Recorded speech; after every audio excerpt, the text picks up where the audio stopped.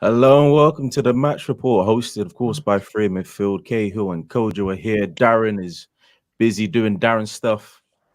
Um, boy, it's gonna be a wild episode today. I might get mad. I might have got rid of all my demons yesterday, but a few more demons may have cropped up at the end of that bloody transfer window. That's what we're talking about today. The transfer window. How are you doing, Kojo? How's your transfer window? Was it good? Oh, my transfer window was absolutely fantastic. We brought no one in and sold a lot of players, or loaned a lot of players out. So, Woodward left, but then we hired this boy. So, I'm over the moon. Apparently, his name is Richard Arnold. The only Arnold I acknowledge is Hey Arnold. So there you go. How you doing? Dash, how you doing, man? I'm good, man. I'm as good as can be. It was a tad traumatic, but as life goes on, you just got to move on in it and assess what's going to be happening next. Absolutely. Now, Usmaan joins us again. How you doing, sir?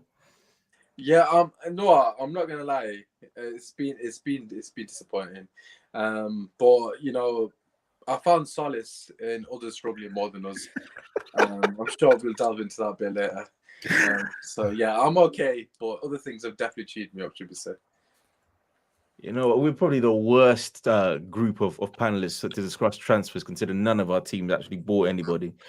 But we're gonna have to go. We give there. an outside perspective, man. We give that outside perspective, innit? There is, yeah. I actually asked 3 people beforehand of clubs that have bought players, and they're all busy actually celebrating rather than doing podcasts. So this is life, Exactly, right? man. It's celebrating that money being spent. There you go. Dreams being chased and stuff like that. But Dash, I mean, yes, love that. We're gonna go to Arsenal. By the way, Arsenal are always in my heart. Are they always in your heart, Dash? Because to be honest with you, I'm kind of falling out of love with them. Do you know what? The situation is this: is like I went into this transfer window, and I can't lie. Normally, January transfer window, I don't really care too much about it. But when you were invested in a particular player and you're following it from January 1st to the end of January, and it don't happen, it's a punch in the gut. I cannot lie. But it's just a situation where it's just like this is typical Arsenal, isn't it? Arsenal just doing Arsenal things, and I don't even know what more I can say about it because it's just been shocking. I mean, the player you're talking about is obviously Vlahovic. That personally, I didn't think was going to come to Arsenal. I think it was just we heard many things like even before like the window opened, like he's looking for a move to maybe Atletico Madrid. And then he ends up going to Juventus for £75 million or euros, whichever it was. But do you think he was going to be the answer to all the problems that Arsenal have? No, I don't.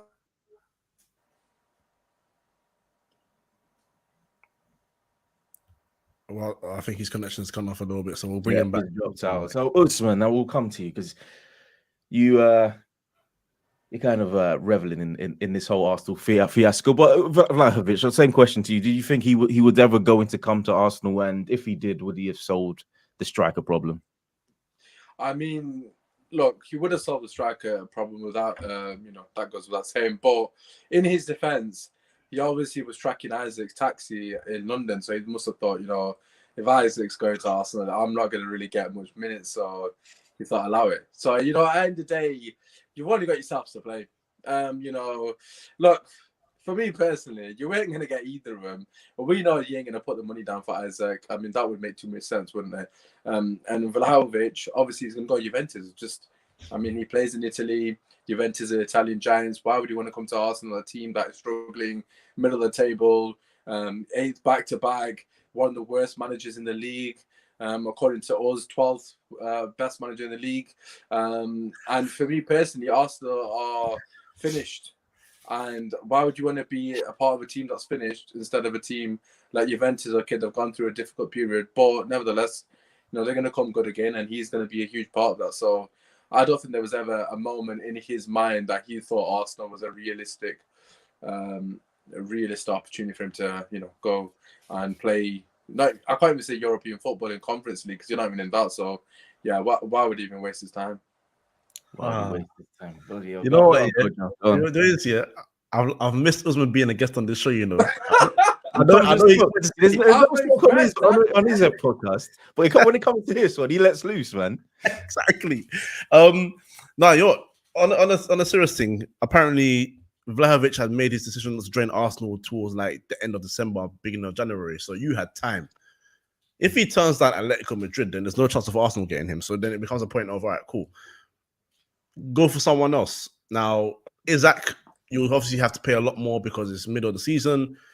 The guy, to be fair, he hasn't really performed so far this season, but he's still a young boy. But you know, you got to think about maybe would he be enticed by a move to the Premier League? Would he be enticed being told that he'll be the main striker at Arsenal? And then he was off when you're linked with Dominic Calvert-Lewin. I mean, quite frankly, I said not to go for him.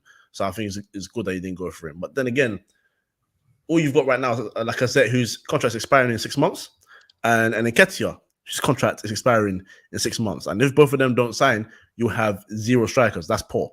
And Arteta has a lot to answer for. So look, I just think it's very poor on Arsenal's side that if Vlahovic did indeed communicate to Arsenal very early that he had no intention whatsoever of joining them, that they had no intention whatsoever of going to the market and trying to get another striker, that's poor.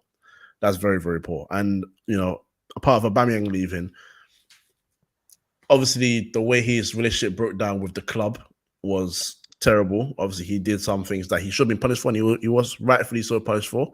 But then Arteta had to make a choice, because if you're not getting Vlahovic, you got to make a decision right there and say, do I integrate this guy back in and keep him for the last 6 months of his contract?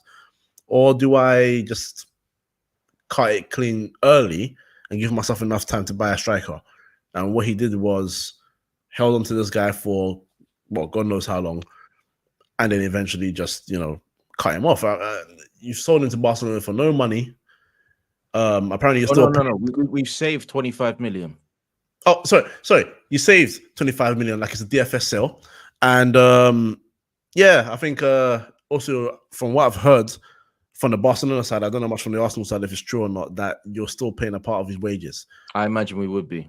Yeah, because he was under quite a lot. And obviously, Barcelona can't register players on high wages. I heard he took a pay cut, if I'm not wrong, to join Barcelona. I imagine he took a pay cut, but I imagine we're also paying not a significant amount, but some of what they've offered him. Wow.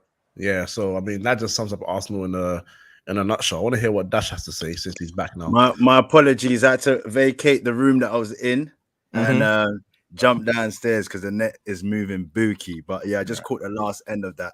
The Aubameyang situation is like, or what you just said, is actually taking a pay cut.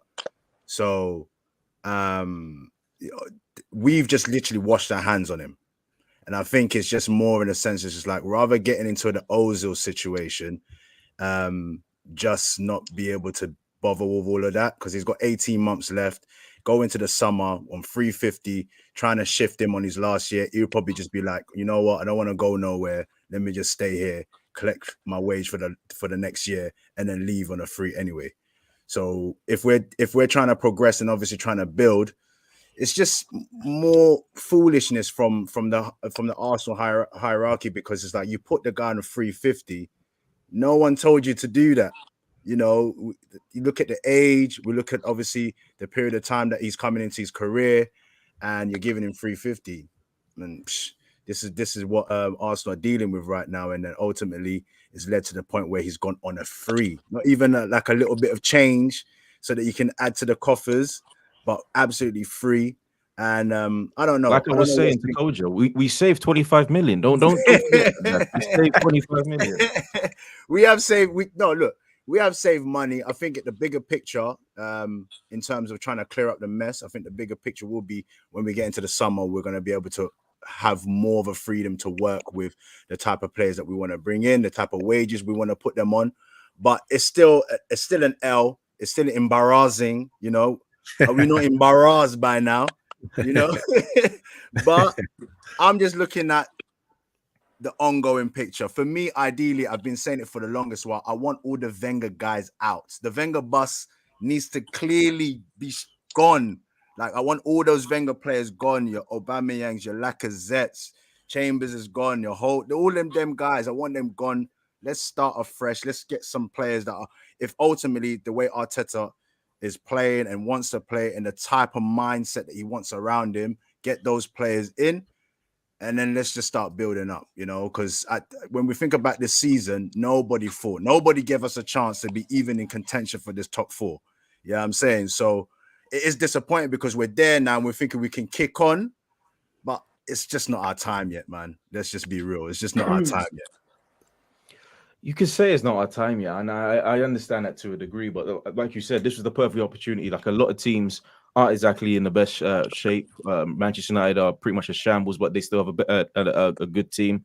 Tottenham, I don't think they have a good team. They also introduced a few new players, which add a lot of quality to that team now. So they're looking sharper. West Ham didn't add anybody, and they were kind of teetering off the edge. So I think it was a perfect opportunity for us to show our intent and go forward and try and prove to Arsenal fans, to the Premier League, that we are trying to cement that top 4 place. And it's a perfect opportunity we have here. We 17 games remaining, I think it is.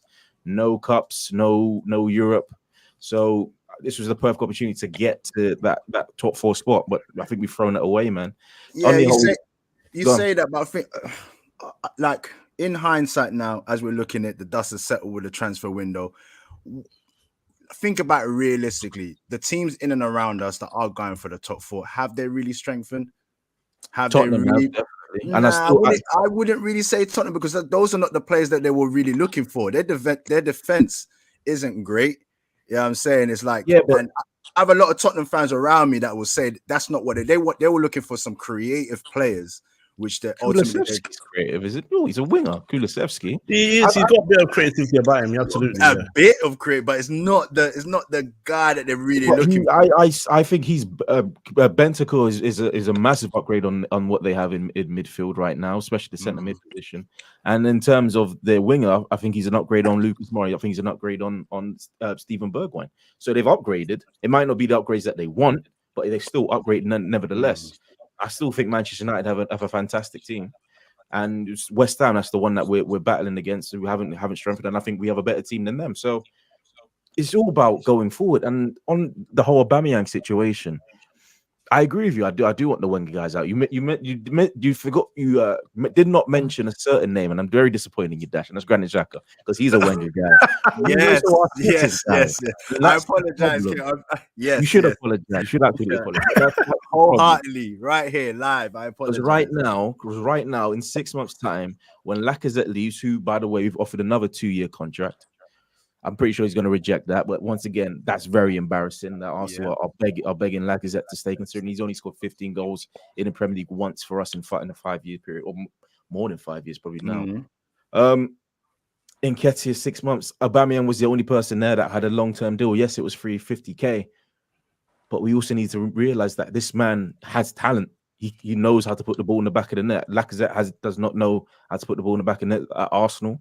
Nketiah definitely doesn't know how to put the ball in the back of the net, and Balogun's off to Middlesbrough.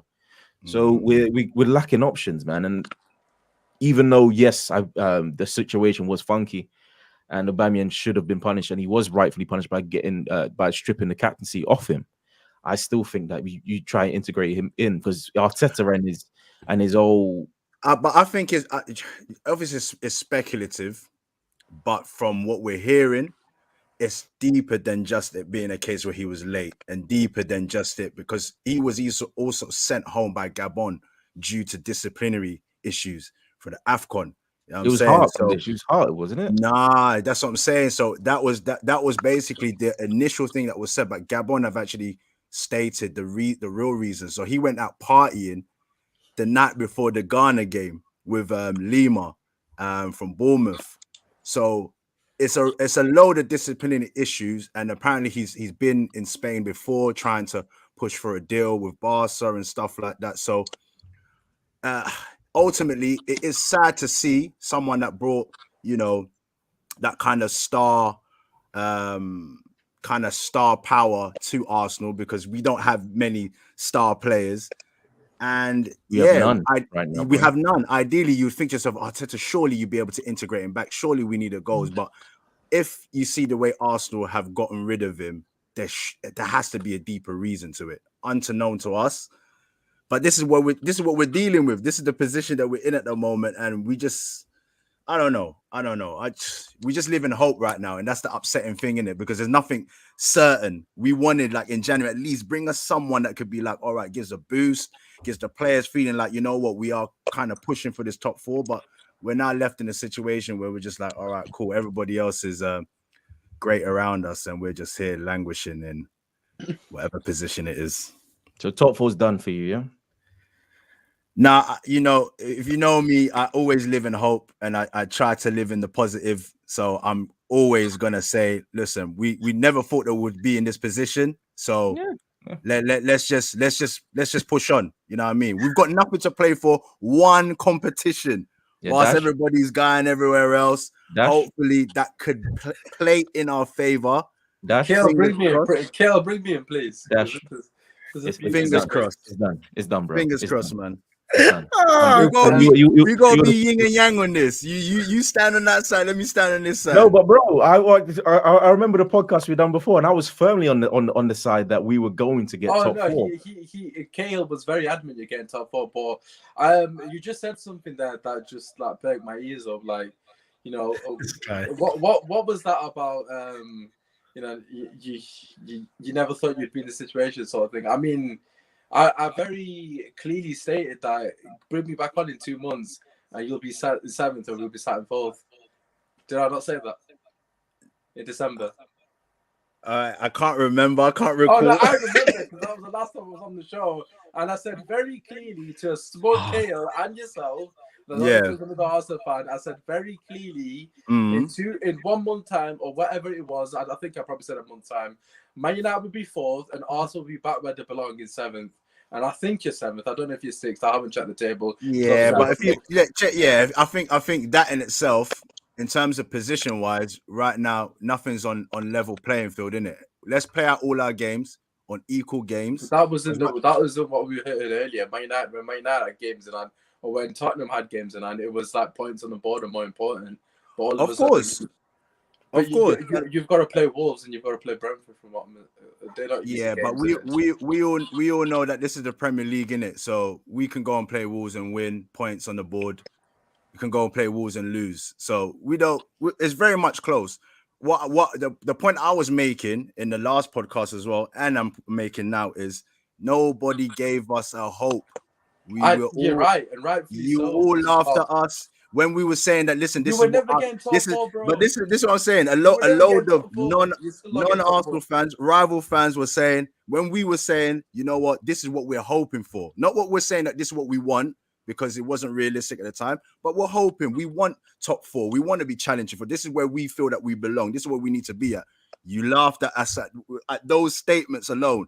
Now we're in and around it. You're still laughing at us. Just let us do what we need to do in it. We're in the mix. We're still competing with the lack of. Listen, Arsenal ain't getting top 4. I told you back in December. We're not. I'm not saying that we're gonna get top 4. I'm not stating that right now. The thing is, you're coming from the perspective that Arsenal's still in the conversation, and mathematically, of course, very much so. Do you know why we're in a conversation? But no. Do you know why we're in a conversation? Do you know why? One second. Let me finish, because obviously you said your monologue about Aubameyang, by the way, which I didn't agree with that either. But we'll get back onto that. But this notion that Arsenal have got a chance of getting top 4. And I said, I made it very clear in December, and I'll make it clear again. The only way you get top 4 is not by your prowess or your amazing, whatever it may be, Arteta's master plan. It's if the other teams above you fall off. And I said to Cahill, even Leicester will catch you up. And obviously that was run out of time, and Leicester might not catch you up. But Wolves actually might overtake you if they beat you. They're literally a point behind you. So the way I see it is the only way Arsenal can get top 4 is not based on their own merit, is based on Spurs and Man United bottling it. Because you were never in the conversation for me. Tottenham have got a far superior manager than you. They're actually the favourites as it currently stands, but we know with Tottenham they'll bottle it at some point. But you were never in the running. Man United's team is far superior on paper. We came second last season. We just had to sort our shit out. And Tottenham have got Conte, while you've got one of the worst managers in the league, in Arteta. He's absolutely shocking. Yes, go on. Don't tell me you're not. I needed to bide my time because I see Usmaan trying to give me them punches to the gut. He came for blood today. He came for blood, but This I'm is saying. what we state. This is what we stated from the last podcast, isn't it? And we use this example. You guys made it second, even despite the fact that you wasn't worthy of being second, or you wasn't the second best team in the. You still made second. If we make fourth due to your being not consistent, then we'll take that. We know the level that we're at right now. We're not saying that we're superior. We're not saying that we have all the things that you've just said. We're not saying that we're better than you guys, but we're saying we are in the mix. We're in and around the points that you lot have got. You lot are supposedly meant to have this great team. You got Ronaldo. You was meant to be pushing for the league and stuff like that. But you're in and around where we are. So if you slip up, that's not our fault. That's your fault. We will take the opportunity. We're like Edge, yeah? The master opportunities. we take there. If you slip up, we're creeping in. So don't leave that door open for you. What you lot need to do is shut that door. Get the points. Be way ahead of us. If you keep us in the mix, of course we're in a conversation. I know where our team at. I will never sit here and be like, oh, Arsenal are still this, Arsenal are still that. Like I just said, I'm living in hope right now. That's all I got as a fan. I'm watching game by game. I hope we beat Wolves, we get the points, and we march on. Simple as that. All that conversation about you're better, that I can't be involved in that, because you know our situation. We're losing players. We've got inexperienced manager, and our ship is not being run properly. But one thing that I will say is I'm just glad that we're in the position that we're in now, trying to push. If we shoot for fourth and we don't get there, we'll probably get like Europa and build ourselves back up. That's all I can say. I just think that's the biggest fall from grace I've ever heard. Like the fact that yourselves. What about yourselves? Because you're sugarcoating it, like, oh, you know, we weren't expecting anything from this season. Let's keep it real, right? You spent the most money in the summer, and I know what you're trying to say, because what you've said is fair enough. But you spent the most money in the summer. You know, you had all these talented youngsters, and they're still doing a good job, etc. You've signed a top quality playing party who's not delivered. Aubameyang, Lacazette, 130 million. Add Pepe's price tag to that. That's what you're touching on, with 200 million on attackers that you've not got the best. Arteta's not got the best at any of them. So let's not try and play that game that you haven't got players Usmaan, there. One second. So you're playing the game that we haven't got any X, Y, and Z. You've got Pepe, 70 million, yeah. You've got Lacazette, 50 plus million. You've got Oba, 60 million. Golden Boot winner 2 seasons ago. Arteta has failed. Whether you want to sugarcoat it as a progress or whatever you want to call it and load it up as like, you know, we'll go back. Bro, this is on Arteta.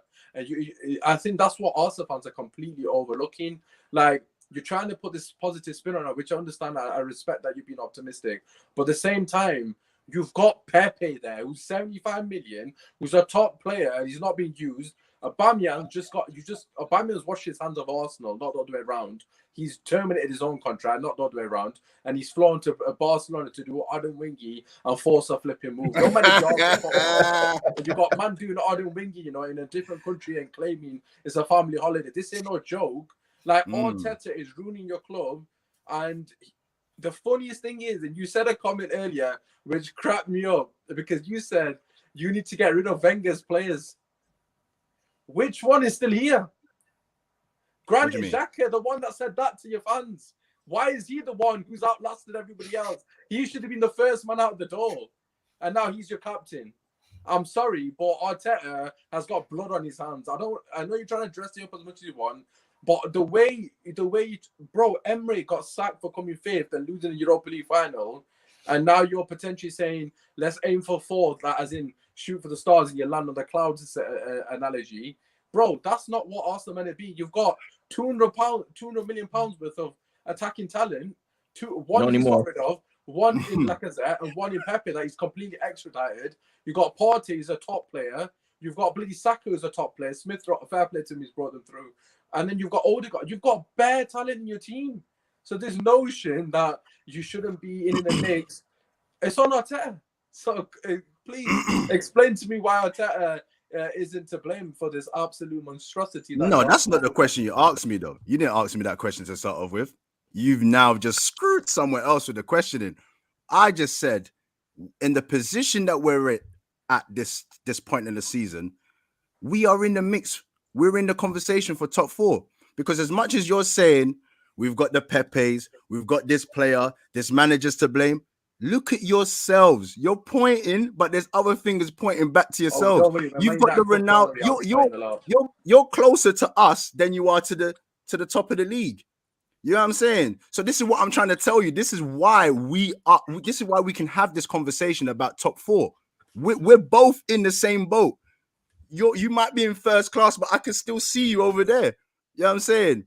So this is what I'm just saying. I hear you on all of that. I'm not coming on no shows bigging up Arteta and saying he's doing a great job and stuff like that. We know the position of it. It's unfortunate. We don't want to be talking about, we're barely trying to scrape for 4th or we're shooting for this and that. We want to be talking. We want to be in the conversations of winning a league and stuff like that, as we did back in the days. But that's not who we are right now. And if we can scrape a 4th by the means of you guys not doing your job, I will take that, because it means a whole load more to us than you guys. Look, we can't even attract players right now because we're not in Champions League.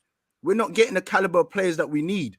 We need these things. For you guys, it's just like, all right, cool.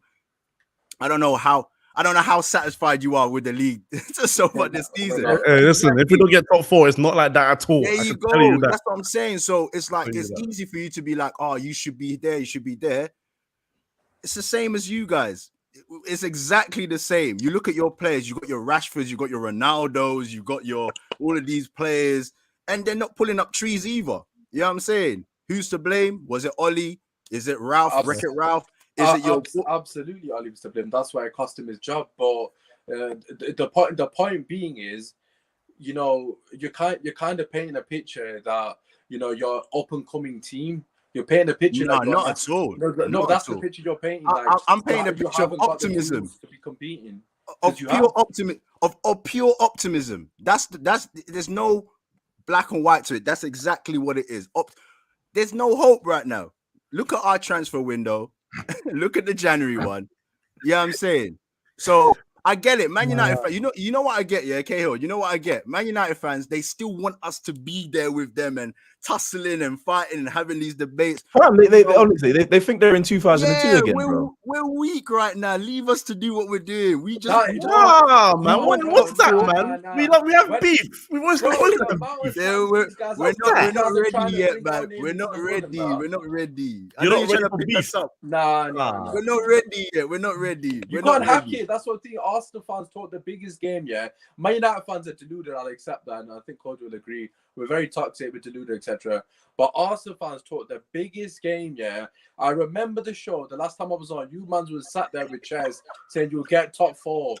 And now all of a sudden, go back to the show, man. Go back to the show, please. I hit top 4, and I said finish 7th. To be honest, I remember that show. It was only me that was saying that we're in a race. I think Dash and what was the other guy? I was agreeing with you, KO. Yeah. You agree with me? Well, there you go. There were those that were saying we're in the top. I've never ever said we guarantee top 4. I don't think anything's guaranteed, but you both said you're getting top 4. Nothing's we said we're in the race for top 4, and you guys were saying we're not in the race, and we were trying to explain to you exactly what we're saying now. A couple of more weeks. We're not in the race. Race of top 4, bro. We're not in the race, but it is. We're gonna be stuck in this subject for ages, man. It's gonna. I'm not with it, but we have to move on. It's been half an hour, but we have to move on. All I'm saying right now is Arteta has to get top 4, or in my eyes, it's get in the bin. Yeah, I agree.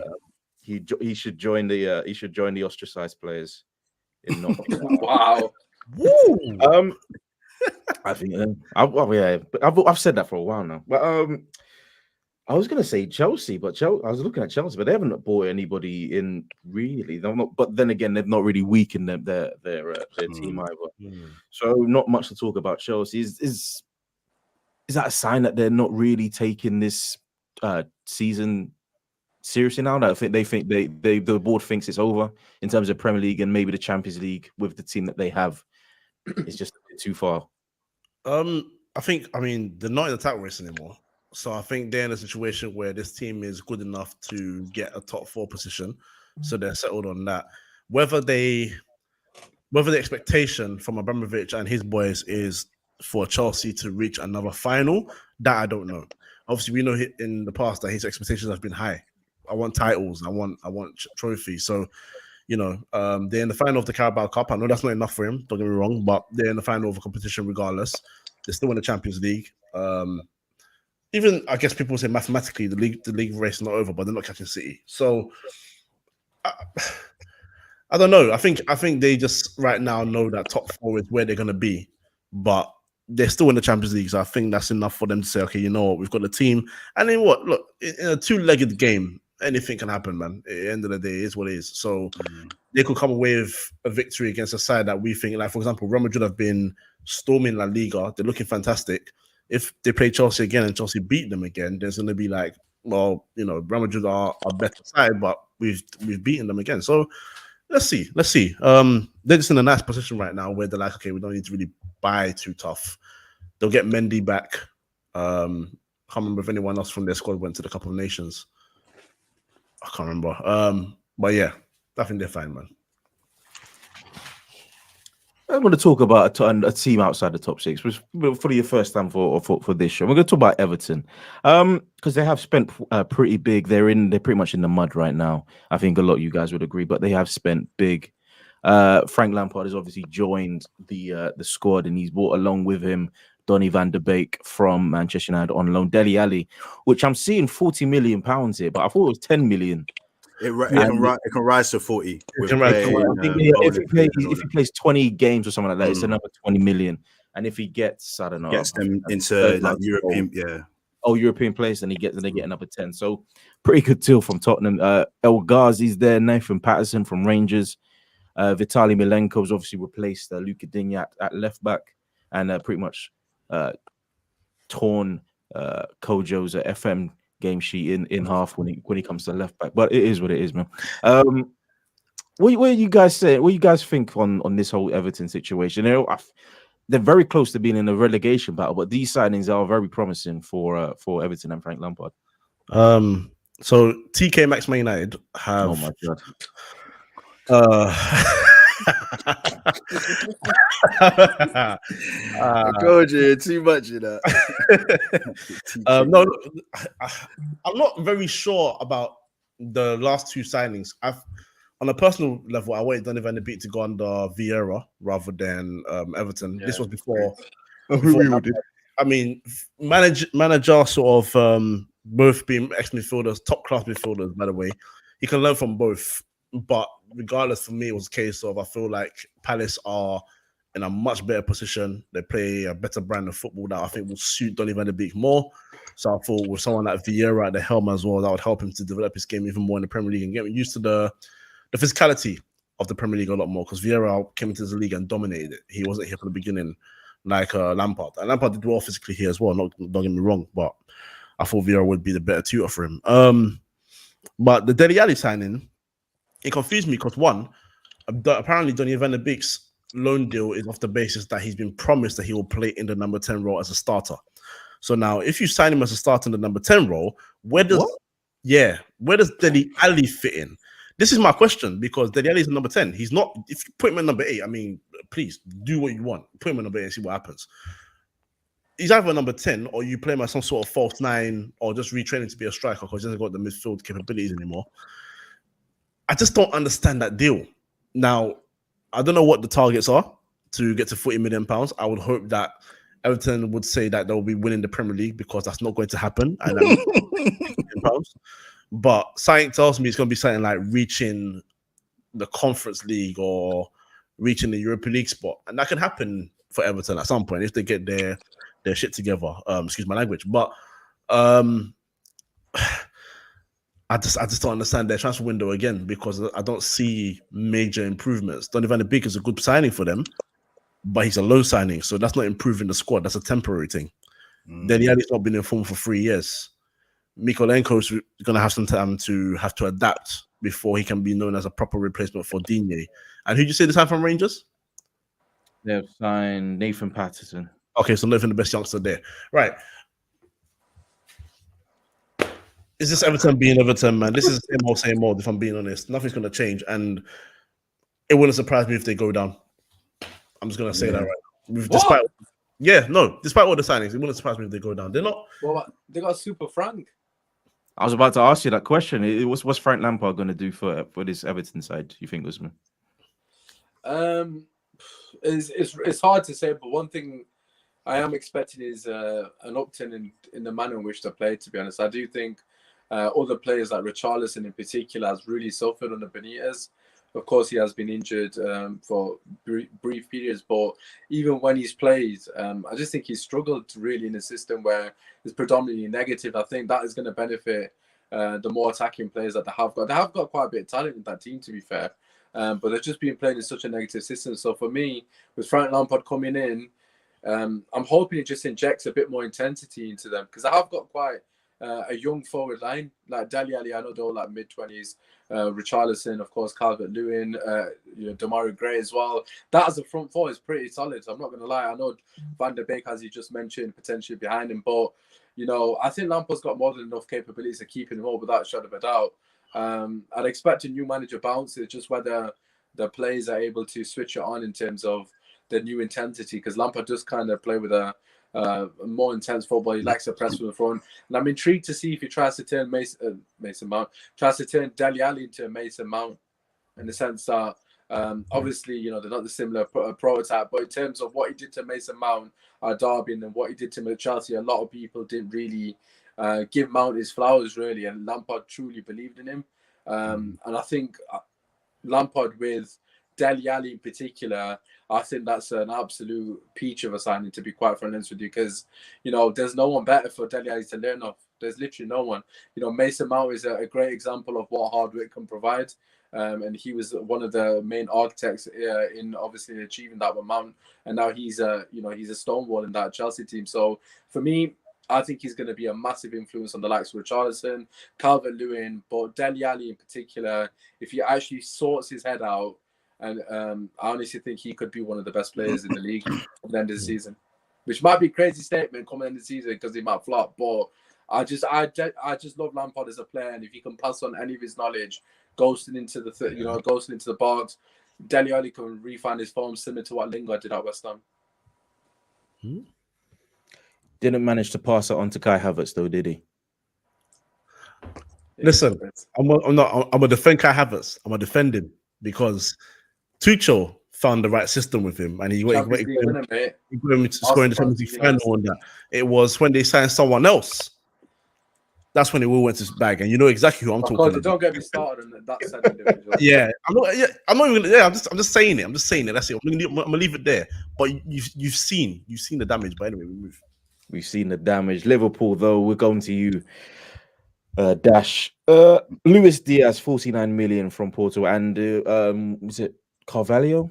What's his first name? Fell through. I didn't go through. Oh, that fell through. Fair enough. Then there's just Luis Diaz from Porto, 49 million. A Spurs target ended up going to Liverpool. Who's he going in there to replace? Is it going to be the future Sadio Mane, or are they just protecting themselves for in case that Mo Salah doesn't get to sign that 400 or 500k a week deal? You got to think about it this way: like, how long has Klopp had those players now? 3-4 seasons, and we continuously say like, oh, how can you get a tune out of these bunch of players again? Another season. I think at this point in time now they've recognized, you know what, we need to now start thinking about the following season, just in case the Mane situation or a Salah situation falls through, or whatever it may be.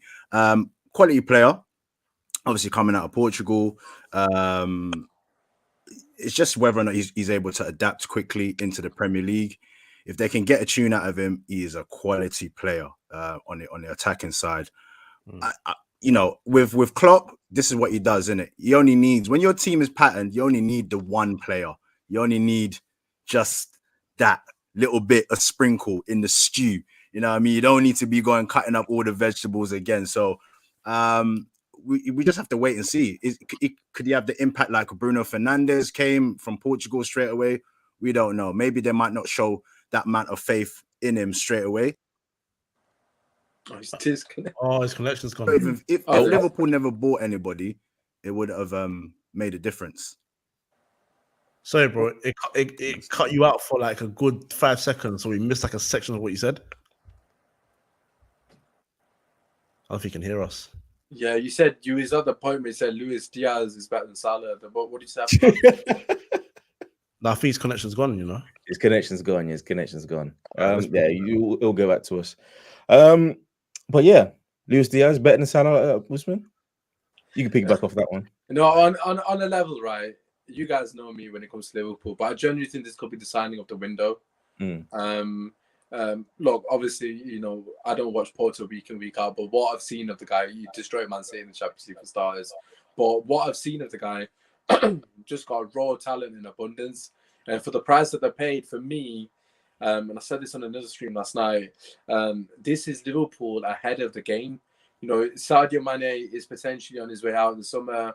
We have had murmurs that they want to replace him at some point. And this is the perfect opportunity for them to bed a new player in without the pressures of having to start week in, week out, give him a couple of appearances, put a bit of pressure on Mane to improve his performances, and potentially take Mane's spot come the end of the season. So for me, it's a fantastic bit of business from obviously Liverpool, and also kind of shows me that Klopp is kind of here for the rebuild or the next cycle of, you know, the front line, so to speak. Obviously, Salah is in contract talks. I would assume they're going to keep him. But yeah, I think it could be signing of the season, potentially, because not season, sorry, but January signing without a shadow of a doubt. Another. Oh, you going to say something, Kojo? Yeah, just I was very upset when I saw that deal go through because I'm a fan of his, and the thing is, it's just more quality and depth, isn't it? That's what it is. And also, you guys made the point. Obviously, it was Mane and Salah, but they're getting to their 30s now, so it's by the next stage. Whether this whole thing about Klopp not signing a new contract and going on a break, or whether the next move is for him, if that's true, what he's doing is setting up Liverpool for the next stage. So Jota's there, Luis Diaz is now joined, and he could potentially go for another number 9 or another box-to-box number 9. In the Firmino mold, and, you know, link that front three. So look, it's a smooth transition, and it's a thing where now it's like, okay, if Mane or Salah, well, more Salah to be honest, is left out of the team, then they're less worried about who goes up front, because for their 2 games I think they've played since the African Cup of Nations started, it's been Minamino and Oxlade-Chamberlain that's been starting a lot more up top. And I don't think that's something they want long term. I think Minamino and Oxlade-Chamberlain will be sold within the summer or the summer after that. So, this kind of signing just annoys me because he's got all the qualities that would fit in the Premier League. He's quick, he's aggressive, he knows how to finish, his decision making is good, and he's young, man. So he's still got years upon years to come and make an impact in this league. So, you know, it's annoying because they're not out of the title race, but City obviously are doing the thing right now. But what it means is, all right, cool. If we don't win it this year, we're ready for another squad for next year. And they're ready, they're pouncing, they're in a good position, and they still want more. Whereas I could say all of our clubs, or both our clubs, essentially, we're not doing the same thing. You know what I mean? There's not that same ambition. So kudos to them, man. And also well done to Tottenham for doing another scout report like they did with Willian, and then losing. Tottenham are useless, man. Take him off Liverpool's hands. I mean, you can joke about a scout report, but didn't you do a scout report on Julian Alvarez and he ended up at Manchester City? I did it by myself, yeah. And my team let me. No, I lied. No, Man United got in contact with his agents and did nothing after. Waste of time. Absolute waste of time. Waste of time. But there we go. That's the only signing that Manchester City have made. And Julian Alvarez, I think he went back to River Plate on the rest of the season. But it's one of those things where they're after a number 9, 14 million pounds for Manchester City. That's very cheap. That's like a £5 million signing for all the rest of us, to be honest with you. Going forward, did you think next season is he going to be their starting number 9, or are they going to go for a hard? No, apparently he's they've sent him back to River Plate, and they could negotiate another year for him to go out to stay at River Plate.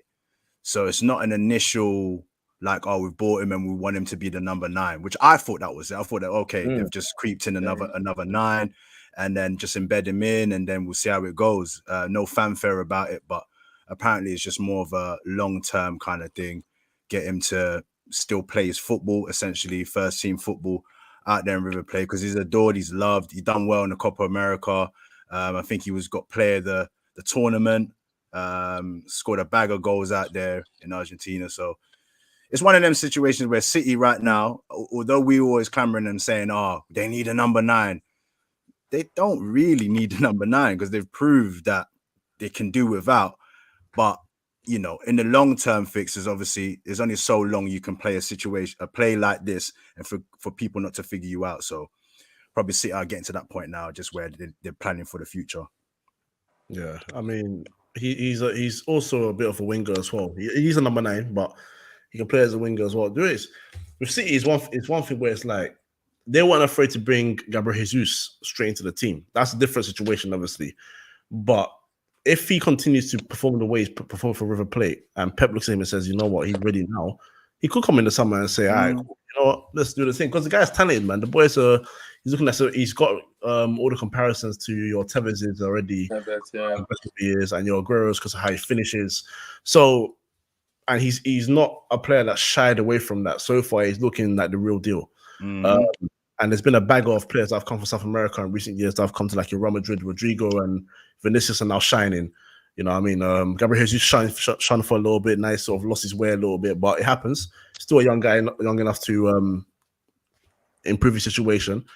So with Julian Alvarez, that's why I was so annoyed because I was like, okay, do Man United need another number 9 / another winger? Not really, but if you're looking to invest in the future and move smart, and especially now considering that we've lost Anthony Martial and, well, Lingard is just not going to play games, you know, it would have made sense to bring in Julian Alvarez, but bringing him in immediately, you know what I'm saying? So, man, I'm envious of City because they're just bolstering, they're making the team even better. And it's the whole point. It's like, all right, cool, even if it's not now, a year, 2 years, he'll be with us. And that's the main thing, man. That's what I was going to say. You said obviously immediately, but do you reckon this is, at this point in time, this is the right situation for Julian Alvarez to come to Man United? When I'm asked that, sorry, Usmaan, when I'm asked that question, I'll just say, when is the right time? Because we're forever in turmoil. So when is the right time? You know what I'm saying? just bring him in. Yeah, I get you, man. I get you. Forever in turmoil. Martial FC is no longer, is no more. Usmaan, how you feel about that whole situation? I know. What did you call him? Juma Paul Jeffers. He's not there anymore. Martial FC. Ian left. Yeah, I mean, look, at the end of the day, look, Martial wanted to leave, so I think it was the right decision because, you know, he's gonna play frequently there. You know, how things have panned out on Man United in the last 48 hours or so, of course, do change our current situation to the fact that we actually needed Martial to stay, because it now means we have to keep Lingard. For me personally, I'm hoping that the new manager comes in and actually keeps him, because I actually want Cavani and Ronaldo to leave at the end of the season. For different reasons, Cavani's going anyways. Ronaldo, for me personally, I've been very happy with what he's done. But he's 37. He's going to be 38 next season. I mean, we can't be relying on him for, you know, continue to keep. But you can't move forward and rely on a 38-year-old, basically. So for me personally, I'm disappointed that Martial's gone. But at the end of the day, if he's playing week in, week out, you know, rejuvenates himself in terms of, you know, hopefully finds his form, finds his feet, potentially helps him, you know, leads him to a title as well. He might come back, he might not, but yeah, it's disappointing he's not got the opportunity this season, because I think he could have definitely offered something, as he showed against West Ham when he came on. He needed to leave, man. The guy just doesn't look happy.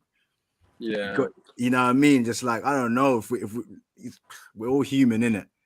And we've all played football in whatever capacity, and the guy just doesn't look happy when he comes on the pitch, comes off the pitch. He's never playing with a smile on his face, nothing. I don't know if the United dream actually panned out for him. I don't know if he's been able to fulfill his potential at United. He came with so much potential, obviously, from Monaco, but it's just not worked out for him. I think at this stage of his career, he needs to hold down a first team place where his goals are actually counting for something. You know what I mean? You're actually pushing a charge for a team. You're being given that responsibility. You got to think about it. This is a guy that went to United, had his number taken off of him, given to somebody else, then you give it back to him. You know what I mean? You're going through all of these things. I know that you're shaking your head, coach, but it's like certain players need to be treated accordingly, or the way they need to be treated in order to perform. You're right. I hear that, but for me, it's like, don't get me wrong. And again, Cahill will know, because me and Cahill did podcasts in the past where me and him, like, people will come on our podcast and get onto Martial. Me and him would like defend Martial and be like, "No, you're being very unfair on Martial.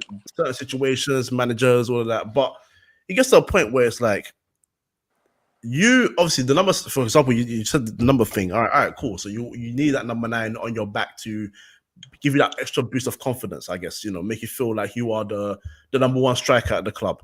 That's fine. And then you got the number, and then you had that one season under Ole where you went, I won't say crazy, but you had a good season. You had a good season. Number 9, you scored you had a good return of goals. You had a good link up with the other 2 in the front 3. It was looking rosy for you.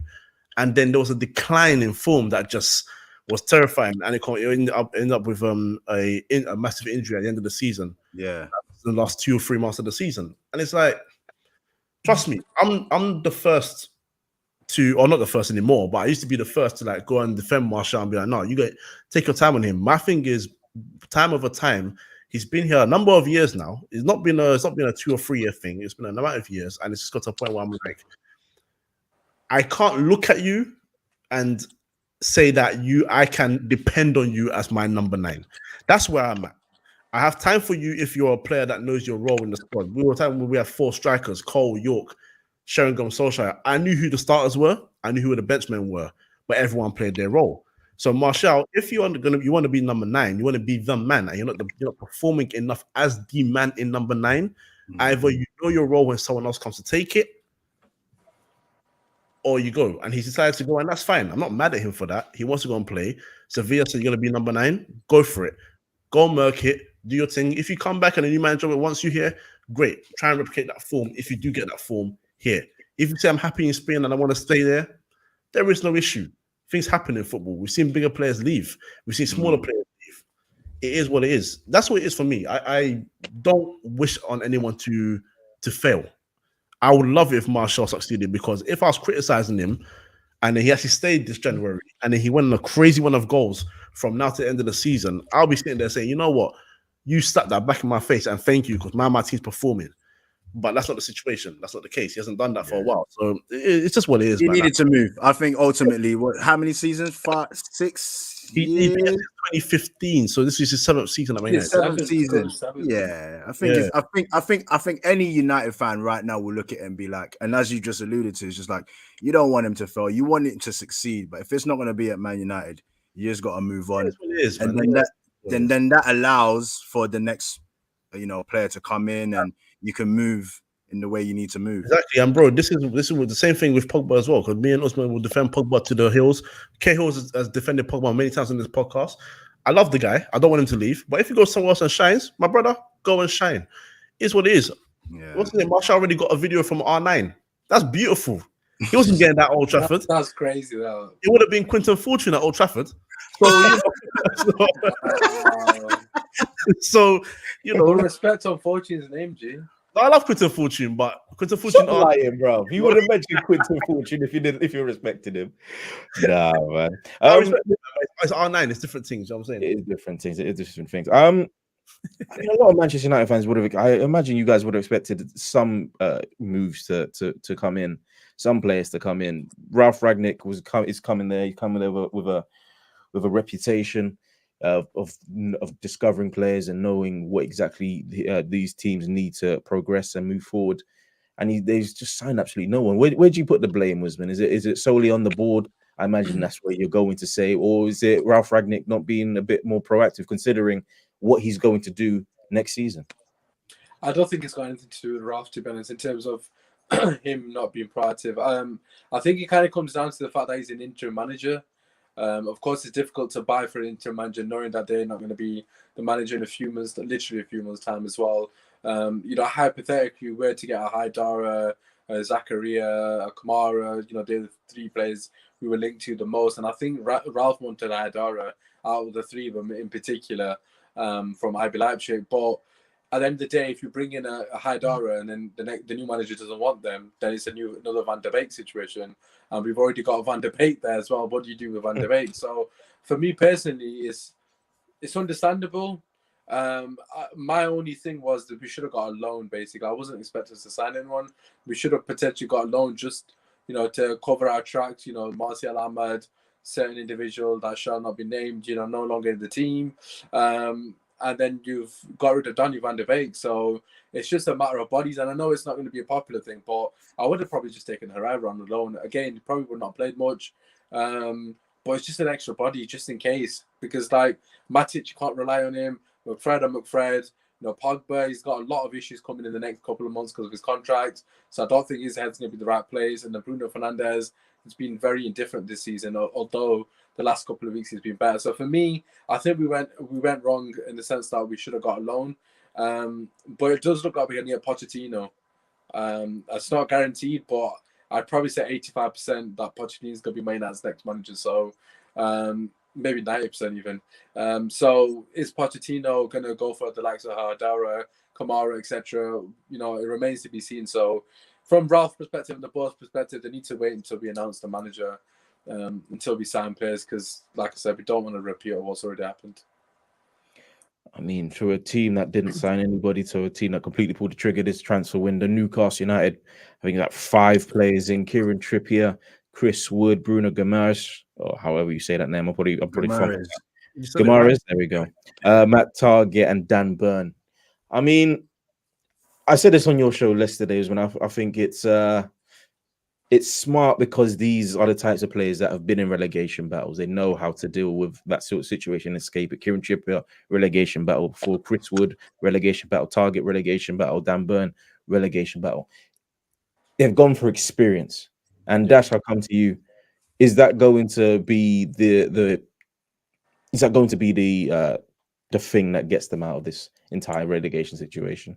It was always gonna be the case where Newcastle with their big bucks now, everybody's expecting them to get the sexy names in it. That's what everybody was looking at. Oh, they're gonna get this player. Are they gonna get the Robinho signing to kickstart their revolution? But I think with a manager, you got to look at it this way. From time Newcastle went for Eddie Howe, whoever was involved in the mix of obviously the managerial choosing. They've gone for Eddie Howe, and Eddie Howe has identified these are the players that we need to really grind out these results at the bottom. Guys are not going to come in just on some prima donna business, or they're getting paid X amount and they're just here for a holiday. They're going to grind out results. If they survive, with the players that they got, then that's the springboard for them to kick on in it, being in the Premier League, and then obviously trying to get the players that they need. So, as you've mentioned, in terms of their credentials, they're all experienced players. They've all been in relegation battles.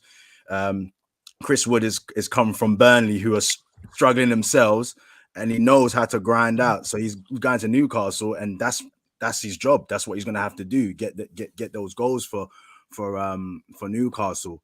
And I think like you can see that there is a well thought process in regards to the players that they've got and the caliber of players that they've got. So it makes sense, innit? Whether or not they're going to be able to do it is a different question to be asked. But if you're looking at a manager that's trying to implement a type of philosophy for the time frame, for the time being, then yeah, Eddie Howe's obviously done well in that retrospect. Yeah, but I honestly, I think the Robinho-esque kind of, obviously not Robinho quality but it's certainly an icing on the cake. Bruno Ramirez comes from Lyon for 40 million. Usmaan, let's just talk about what he'll bring to this Newcastle side.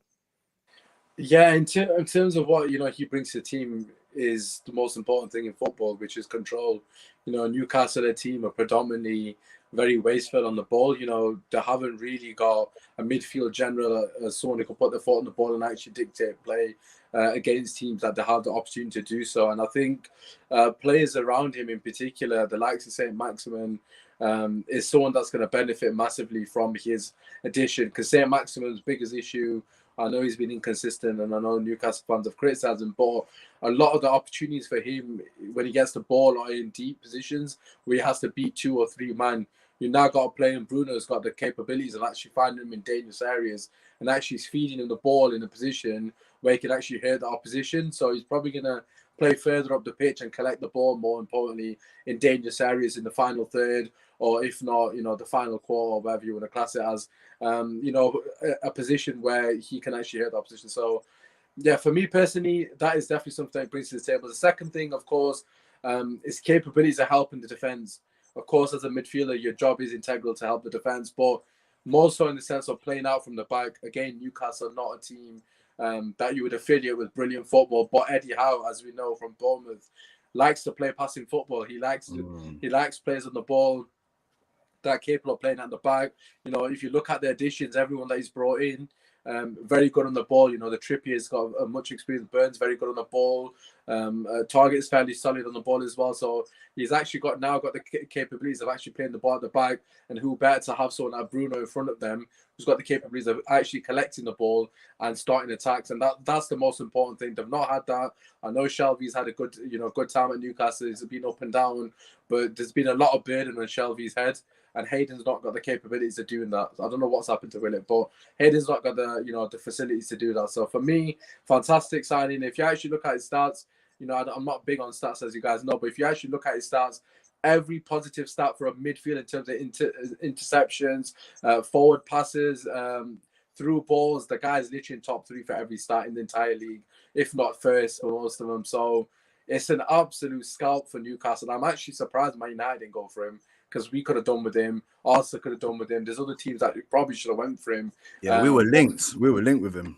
Yeah. Yeah. Oh yeah, of course, yeah. But fair play to Newcastle. It's a phenomenal signing for them in terms of where they currently are. So it's a huge upgrade. So yeah, I think he's going to bring a lot to the table for me. With all these signings, Coach, how do you rate their chances? Of staying up, I said before these signings that they were staying up for me, because I thought like they would. The owners feel like there's a structure in place where they know who to sign and where to go for first. And if you look at how City did it and how Chelsea did it when they were taking over, they got the defense sorted. Carvalho came in, Paulo Ferreira came in, Makelele came in with City, even though they had a couple of duds here and there, but Company came in, Fernandinho came in, so Zabaleta came in. So it's like a culture they're building. And you've already mentioned Dan Burn, you've mentioned Kieran Trippier. They got Matt Target on loan. He's been in good form this season. Obviously, Gerrard prefers Digne, so he's obviously brought him in, and obviously he's taking this spot. And as Usmaan spoke beautifully on Bruno Ramirez, I can't really add more to that. Literally, what he does is what Usmaan said, words for word, bar for bar. So, yeah, I think they've started off very well, and it's good because if you can build a solid defense, you can win games 1-0, 2-1. And get enough to just stay up, and then in the summer, then they can think about bolstering that front line. But then again, they still try to go for a striker, so it shows intent. It shows that they're not just depending on Callum Wilson, but I think he's even out for the season now. So they're saying, okay, we do need another striker, we need another man up top, and that's impressive on their side. So I think they'll stay up. I think they've bought enough quality. That being said, though, because they bought Chris Wood, it's like Burnley have decided to go from Super Saiyan Blue to Super Saiyan Ultra Instinct. And they've gone from Chris Wood 6'3" to Weghorst 6'6". So listen. He's 6'6". He's 6'6". So listen. Oh yeah, we played Burnley twice this season. Pardon? We played Burnley twice already, thank God. Oh yeah. Oh wow, yes we have. So that's a great. No, we haven't. Have we not got next week or something? No, we've got him in that next 2 games. Never mind. Okay. Well, get ready for that then. 6'6", him versus Maguire, and you already know who loses that battle. So yeah, should be fun. But no, it's a good season. It's a good January transfer window for Newcastle. So I'm excited to see how they play from here, man. I mean, Tottenham, it looks like from day 1 to day 30 that they were going to have an absolute mare of a transfer window, bringing in absolutely nobody. But they pulled out the bag on the final day. Rodrigo Bentancur from Juventus, 21.5 million. And Kulusevski, I think it's not a mandatory option, but it's an option to buy for, I think it's like 20-something million. So not a bad 2 signings for them, Kojo. As I think he's frozen. Dash. Yeah, I think he's frozen. I'll bring him back again. All right. So I was a bit a bit unsure about their transfer window. Oh, he's back now. I'll bring him in. Because I don't know how to explain it. It's like you've lost Dele Alli. You got rid of Lo Celso and Ndombele, who are, I mean, Got rid of Gill as well. Yeah, Brian Hill's Real on loan. Something that Unai Emery apparently was trying very, very hard to get done as a permanent, but Spurs don't want to sell, which is fine. I was thinking that leaves them very bare in midfield. So signing Bentancur is a good signing. Don't get me wrong. I think Spurs fans will be looking at a lack of creativity because they thought that came from Ndombele, even though he hardly ever did that. But for what Conte wants to do, I think it works perfectly. Because at Inter Milan, he didn't have so much creative midfielders playing in the middle, unless at times when he played Eriksen, in different games, in different situations. I think they've had a good window with these two players. At the same time, what takes away from them is the fact that they had two players that they should have signed and completely lost them. One of them being Adama Traore, which I think would have worked nicely for Conte. But look, Kulusevski, I think, completes the front three. I think he wanted someone like with Son and Kane to compete.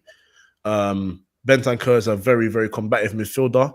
He's very much a box-to-box. And I think what he will try and do is get Højbjerg to now be a bit more conservative and stop going up and down so much and let Bentancur do that. I think Bentancur is better, more comfortable in the football, taking the team forward, driving the ball forward. So yeah, I think they've had I think they've had an okay January transfer window, but enough for them to compete for a top 4 spot. So we'll see what they do, but they still need to improve that defense. That's still not improved, does it? So I mean, that's another discussion for another day. But Conte will be happy with these two because they're good players, very, very good players. I mean, Usman, you're the one that's saying that they're front runners for top 4. What did these two players do to in terms of getting them to achieve that goal? Yeah, I think Kulusevski. I mean, in terms of him as a signing, obviously it was needed that they brought in reinforcements. But as Cole just said, he completes the front three, etc. But for me personally, I don't think they needed him as badly compared to other positions. They have got Moura, they have got Berger, and then obviously Son's injured, but he'll be back very soon, if I'm not mistaken. So I don't think he was a necessity, although Spurs fans would probably disagree because, of course, Berger will not be pulling his weight minus the last game or so. And Lucas Moura has been very inconsistent, so potentially he could be a fantastic signing. But I think Bentancur, for me, is a very good signing for Tottenham. The only issue is they haven't really replaced the lack of creativity in the team. Again, Bruno Ramirez, he would have been a perfect signing for Spurs, also someone that has got the capabilities to get his foot on the ball. But I think Bentancur, he brings more to the middle of the park. Him and Højbjerg as a midfield too is very good. Very solid. I'm expecting them to be more defensively resolute. And it's obviously up to the wing backs to go forward. But in terms of top 4, I still think Conte has just got it in. I think top 4 is Spurs, to be honest. For me personally, yes, the signings were needed, but I just think Conte is, as a manager, he's just got the nous. He's got the tactical nous. As I've just said, the midfield's looking more solid with Bentancur coming in. And I think they'll be able to get over the line. I know that they needed probably another centre-back as well, but I think with him and Højbjerg in the middle of the park, with all the options that they have got within the team, they'll probably do just enough to get over the line, I think. We'll finish off now with West Ham. We've also brought in nobody. I mean, this whole transfer window, I guess it's a saga, was Dash was about Jesse Lingard. That was the player that I'm pretty sure all the West Ham fans, and I imagine some of the players wanted to be done as well, but they just couldn't get it over the line. Manchester United maybe a bit too stubborn. Jesse Lingard maybe not a bit too proactive. I mean, how do you rate their chances now? They're playing very well. Don't get it twisted, but in terms of quality of players, that they needed to add this transfer, didn't they? Yeah, I think we all could see that they needed to add. I think more so in terms of the support for Antonio. They're very heavily reliant on him. And then just more so to the fact that I think they would have almost felt that it was a guarantee that they would have got Lingard in this season, let alone maybe even this window. But rightfully so, Man United thinking, well, listen, if you are rivaling for that top 4, there's no point of us strengthening your team to then obviously weaken our team. So it's just unfortunate. Maybe that's more for the summer that could happen. But ideally, I think what Moyes was saying, obviously they had money to spend on players, but it's just difficult. It's difficult when you ain't really a household name. I know they're in Europe at the moment, but it's still not kind of a team that can guarantee you that type of level of football. I would have thought maybe Moyes would have been a little bit more shrewd and get some names that, you know, that we ain't heard of, or some players that, you know, that will come and just grind it out. But yet again, I think they're in that limbo of trying to get the quality that's needed, in addition to maybe that sexy name as well, as we always think to ourselves we'll be able to get in a window. They're going to be in and around it because I feel like they're still going to be able to battle for results and grind out results. Are they staples for the top 4? I'll probably say that they're probably bottom of the league that we're currently in at the moment. But at the same time, the Premier League right now is just so unpredictable in terms of like your consistency. You just don't know, you know. They're still a great team, still got a great manager in Moyes, and I'm sure that if anybody will still be able to get a tune out of those players at the present moment, will be Moyes. But I reckon if they just got that striker that, you know, that could be switched between Antonio and a new striker, that would have been really good for them. Well, what did you guys make of those bids? It was the transfer deadline day bids. I mean, it was 50 million for Rodrigo, 50 million for Calvin Phillips. I think like 60 million for this Nunez striker from was it Benfica as well? Was it just them blowing smoke or blowing bubbles? I think it's just yeah, just desperate, in it. Like I think a load of teams have been in that situation. And I'm sure you lot will understand. It's just like it's almost like that panic kind of buying, you know, like we ain't got this player, so we need to get this player, like just to kind of satisfy and appease the fans. I think we've all gone through the similar situation. Kojo? Yes, I'm back now. All right, fantastic. My internet went off a little bit. No, look, I think with West Ham, obviously I've called it bubble tea over blowing bubbles because they've had a shambolic transfer window, in my opinion. They needed a striker, fumbled that. They needed another centre back because they're losing important centre back to injuries now. Fumbled that as well. And the fact that they've had to bring back Yarmolenko, not trying to be disrespectful towards him, but they've obviously not wanted him at the club for a while now. And it's been a point where they're just looking at him as an extra spare body, and that's why he's playing games now. So I don't think David Moyes is not the kind of manager that'll be dissatisfied. I think he'll look at the team and still say we can do a job. We're still in the Europa League. We're still performing well. We're still in the race for the top 4 or Europa League, wherever their ambitions are. I don't think he'll be dissatisfied. But if you're a West Ham fan, I mean, judging by how Jason and Dan were feeling yesterday on UsmaanTalksUnited, they're fuming. The West Ham fans are fuming. And again, it just goes back to Gold, Sullivan, and Brady. It goes back to those guys all the time because I think David Moyes has done a lot more. I think it's fair to say he's done a lot more than we expected him to do with this team, considering how that ownership is. We complain about our owners quite a lot. Those guys are also they're a group of very bad owners that don't support the club enough in the market. So, yeah, I think they do need major improvements. But look, West Ham are still in the race for a lot of positions in the top 4, and they're still in the Europa League, and they're having a good season. And even if they were to have a little bit of a drop-off this year, it would be forgiven because it's just like, you know, you don't expect West Ham to be challenging alongside Man United, Arsenal, West Ham, Tottenham, and I'd even say Leicester, because Leicester did a lot in the summer transfer window, and obviously have not performed to the level that people thought they were going to. So, yeah, we'll see what they do, man. But I think the fans will be disappointed. But that's natural, isn't it? When your team doesn't sign anybody, the first thing you think to yourself is, why not? But you know, if it works out better for them, then it's all good. I think more than anything as well, they're just worried about my last point being, are they showing enough ambition to keep Declan Rice? Because they know that boy is hot property. They know he's wanted. And if you're going to keep Declan Rice at West Ham, the only way you stop him going to a team that's in the top 4 or supposed to be in the top 4 anyway, is by being in the top 4 yourself. And at some point, it comes to a point where you either say, or he's going to say, I am loyal to this club and I'm going to stay until I decide to go, or a team comes and just makes a proposal that's just too good to refuse. He's gone, man. He's going. So we'll see. We'll see. I think Chelsea anyway. That's where he's going to go next, but we'll see. Yeah, he's gone. He's gone. We will see indeed. But thank you guys for watching and thank you guys for listening. I'm going to get you guys to tell us where you can find yourselves. So Usmaan, we'll start with you. Where can they find you, sir? Yeah, firstly, thank you for having me on as always, boys. It's always a pleasure. Make sure you show support to these guys, man. They're absolutely smashing it. Regarding myself, my head's just floating. I'll just move my camera down. Regarding myself, you can find me on Usmaan Talks United, live in about 45 minutes, talking all the stuff Man United. Obviously, KL and Koji are there every Monday as well. So, by all means, feel free to come through and show you boys some love. And Dash, where can they find you? Yeah, man, you can find me on the socials at Dash of Sports. That's where I give you all the hot topics and trending stories, football, all the sports basically I try and cover. Yeah, been doing some AFCON stuff as well. Me and Kojo, we chopped it up over unfortunate Black Stars Ghana, obviously being knocked out.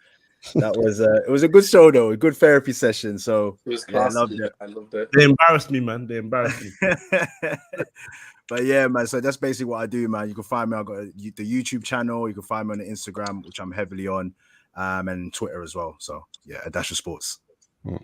Kojo, take it away, sir. Yes, Free Midfield Podcast on YouTube, Free Midfield on all the audios, that is your Spotify, your SoundCloud, and your Apple Podcasts, and of course Free Midfield on all the socials, Twitter, Instagram, TikTok, and Twitch. 3 in midfield. This has been another episode of the Match Report. Good night.